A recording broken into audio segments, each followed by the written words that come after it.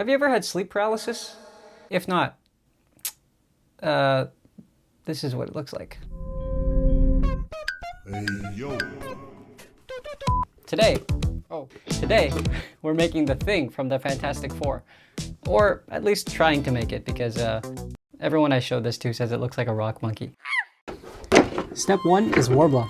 If you don't know what this is, it's a type of plastic that becomes malleable when you heat it with a heat gun, and this is a perfect starting point for the mask. I started by shaping this piece of Worbla to fit my jaw, as this will be the part that allows me to control the movement of the mouth. Alright, that's a decent starting point. Next, I think I'll cut another piece of Worbla, except this time it'll be for the top of my head. I have this mannequin head right here. I'll use the top of this to shape that piece of Worbla so it's round and I can wear it on my head. This mannequin just serves as a good starting point, but afterwards I shaped the Worbla over my own head for a tighter fit. That way the mask doesn't shift around when I move my mouth.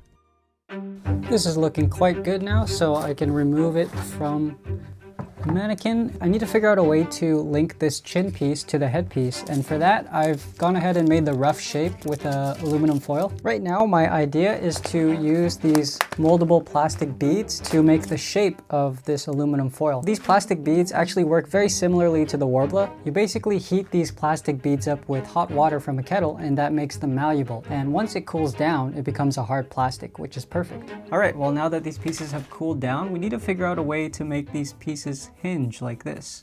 My plan is to use these snap fasteners, which are basically like these two buttons that snap together and they can spin freely from each other. I think I'll just mix up some 5-minute epoxy to glue on those snap fasteners, and that should do the trick. I used a generous amount of 5-minute epoxy and even added some super glue for good measure. These two types of plastics we just used are very similar but also different at the same time, and they're better suited for different situations. The plastic beads are a little bit of a harder material than the Worbla, and they take longer to cool down, so you get a little bit more working time. There we go. This moving jaw is coming together really nicely now. Taking a look at the reference image, you can see that the eyes are kind of sunken in deep into the skull. So that means that the mask has to be pretty close to my face. So what I'm gonna do is use more of those plastic beads to cast the shape of my face. That way the mask is very close to my eyes. From here, I think I'll cut off some of the excess, maybe cut some nose holes, the eye holes, and then we can use this piece as sort of the foundation to build off of. Instead of using glue, I can just use a little bit of heat from a heat gun to infuse these plastics together, and there we go. Okay, that is looking a little creepy, I'm not gonna lie, but to be fair, just look at those eyes. I mean, don't we kind of look alike? I'm kidding. Jokes aside, the next step is to use EVA floor mat foam. I'll use this to thicken out the eyebrow area as well as any other areas of the mask that need more thickness, like the mouth and chin area. A few drops of super glue were used to stick the foam to the mask, and as you can see, it helps to use some aluminum foil as a rough template for the foam. And once I have the rough shape marked out onto the foam, a nice big box cutter slices through the foam with ease. Alright, we're making progress now. This is kind of looking like Planet of the Apes, but you know what? That's not a bad thing, because I mean, from this angle, that does kind of look ape-like. Right here I have some foam clay, which is a really lightweight form of clay that I'm going to use to build out some of the textures and shapes and rocks on the mask.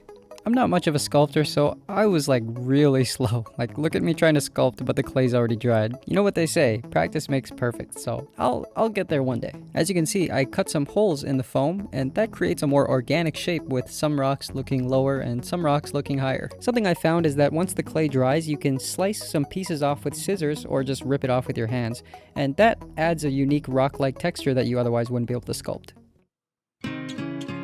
The entire time I'm doing this, I have screenshots in front of me so I can get a better idea of what I want my mask to look like.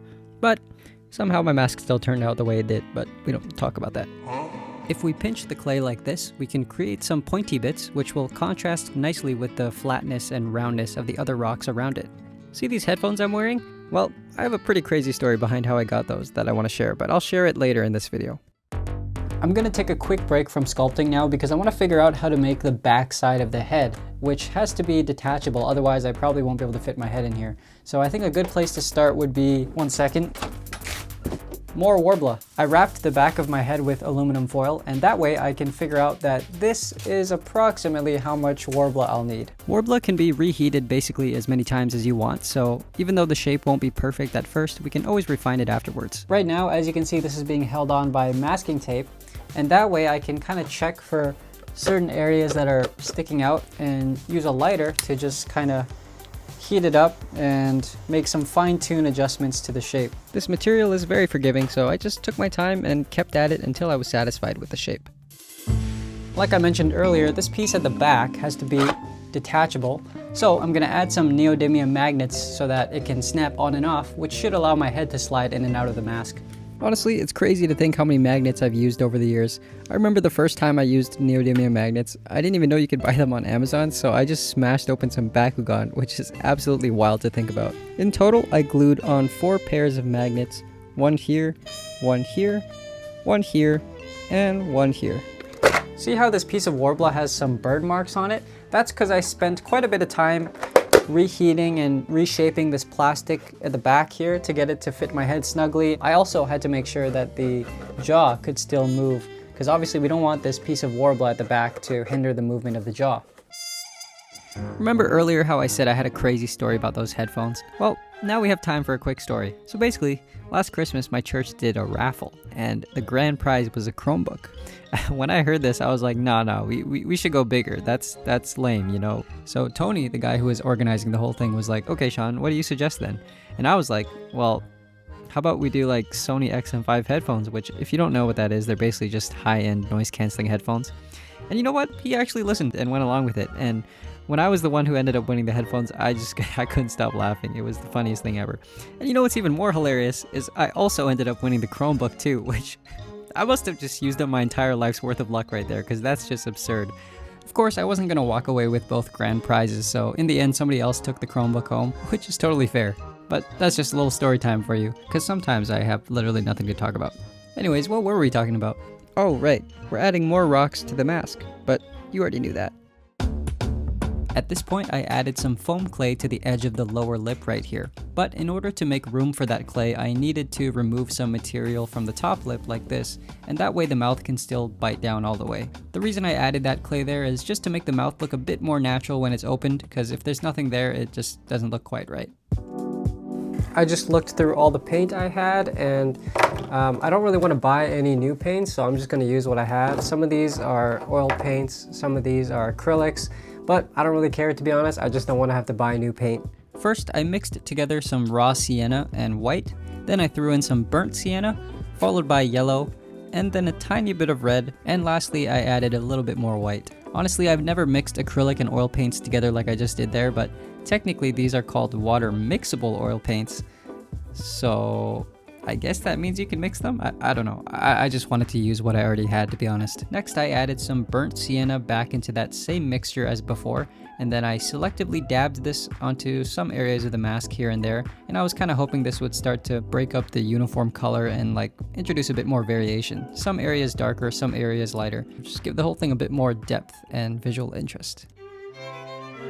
Now we'll continue on with the same mixture and we'll darken it with black, then add yellow and burnt umber, and the result is a nice grimy color. To apply this onto the mask, I'll first wipe most of the paint off the brush, dip that brush in water, and this will allow the paint to naturally settle down into the little nooks and crannies and bring out lots of texture without covering the mask too much. This was super satisfying and relaxing. Moving on, we'll start a brand new mixture now of beige, white, and yellow, and this time I'm using a fan brush to kind of lightly graze the surface and make it look all rocky. Color theory and color mixing and all that stuff has never really been something I would say I'm good at, so this was pretty challenging. I don't know if you can tell, but I'm winging it. Alright, let's switch back to a darker color made up of yellow, burnt umber, and white. And I'll take this mixture, as well as the dark mixture from earlier, and we'll use these two colors to darken those crevices with a fine tip brush. Some areas I used the lighter shade and some areas I used the darker shade. I just wanted to make it look a bit more random and not like it was just one color. The final color we'll use is just pure white. This is my last chance to give it some strong highlights and make it look less one-dimensional and more like it's a chalky, dusty, rocky looking thing. Once I was happy with it, all that was left to do was add a matte clear coat.